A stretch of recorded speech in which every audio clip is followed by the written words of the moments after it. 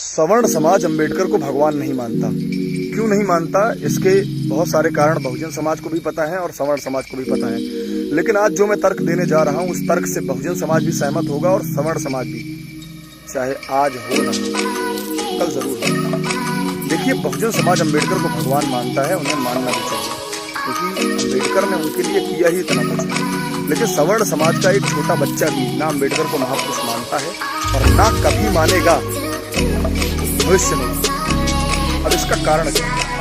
जब ये देश आजाद हुआ, तब इस देश में आजादी से पहले एक बड़े पैमाने पर पलायन हुआ, क्योंकि इस देश का विभाजन हुआ, भारत और पाकिस्तान का बंटवारा हुआ और इस देश में लाखों लोग बेघर थे।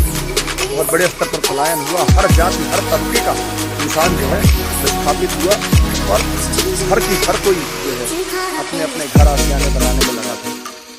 इसमें कोई एक जाति का आदमी नहीं था, हर जाति के लोग। अंग्रेज जब इस देश से गए तो उन्होंने जाने से पहले इस देश का बहुत शोषण किया और उन्होंने जाति देखकर शोषण नहीं किया था, हर जाति हर समाज के लोगों का शोषण किया था।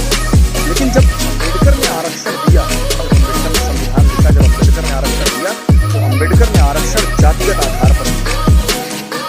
क्या ऐसा हो सकता है कि किसी भी समाज में या किसी भी जाति में 100 लोग हैं तो 100 के 100 अमीर हो जाए, या किसी जाति में 100 लोग हैं तो 100 के 100 गरीब हो जाए? ऐसा नहीं हो सकता। इतिहास में आज तक ऐसा नहीं हुआ कि किसी भी जाति या किसी भी समाज में सारे गरीब हो गए हों या सारे अमीर हो गए। ऐसा हो सकता है कि किसी समाज में 70% लोग अमीर हैं, 30% लोग गरीब हैं। ऐसा भी जनरली नहीं होता है। किसी समाज में अमीर ज्यादा होते हैं, अमीर कम होते हैं, गरीब ज्यादा होते हैं। तो मैं मान लेता हूँ सवर्ण समाज में 70% अमीर थे, 30% गरीब थे, और बहुजन समाज में 70% गरीब थे, 30% अमीर थे। लेकिन आप सोच कर देखिए, क्या उन 70% गरीबों को आरक्षण देने के लिए उन 30% गरीबों को जो सवर्ण समाज की कैटेगरी में आते थे या जो जनरल कैटेगरी में आते थे, उनके साथ जो है ये अत्याचार नहीं किया गया, उनके साथ नाइंसाफी नहीं हुई, उन्हें दरकिनार कर दिया गया? अगर आरक्षण आर्थिक आधार पर दिया जाता तो उन 30% लोगों को भी आरक्षण मिलता और उन 70% लोगों को भी आरक्षण मिलता। और इस चीज के लिए अंबेडकर को पूरी रिसर्च करनी चाहिए थी, अंबेडकर को जनगणना करानी चाहिए थी, अंबेडकर पूरा डेटा बनाते, आर्थिक आधार पर आरक्षण देते, चाहे 2 पीढ़ियों के लिए। लेकिन उन्होंने ऐसा नहीं किया। क्यों नहीं किया? अंबेडकर तो बहुत समझदार आदमी थे, इतने समझदार थे, 32-34 डिग्री के मालिक थे, और कहा जाता है बहुजन समाज ऐसा कहता है कि उनसे ज्यादा पढ़ा लिखा आदमी आज तक इस देश में पैदा किया। फिर उन्होंने ये चीज क्यों? ऐसा उन्होंने इसलिए किया क्योंकि अंबेडकर अंग्रेजों की विचारधारा से बहुत प्रभावित थे।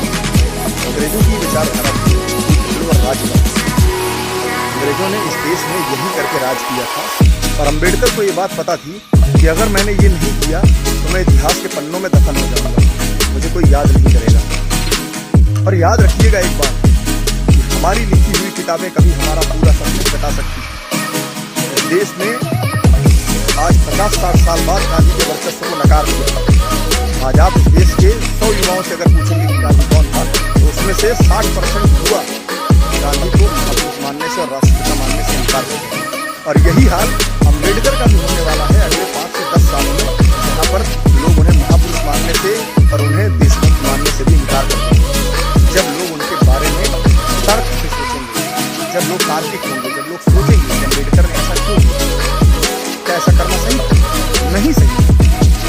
फूट डालो और राज करो की नीति जो अंग्रेजों की थी, उसी नीति के तहत अम्बेडकर ने ये आरक्षण के फूट का बीज हिंदुओं में बो दिया, ताकि हिंदुओं में फूट पड़े। क्योंकि अम्बेडकर ने तो अपने जीवन के आखिरी समय में बौद्ध धर्म अपना लिया। अम्बेडकर को तो हिंदू धर्म से क्या लगाव था? क्या ही लगाव होगा हिंदू धर्म से? हिंदू धर्म से लगाव नहीं था, हिंदुओं से क्या लगाव होगा?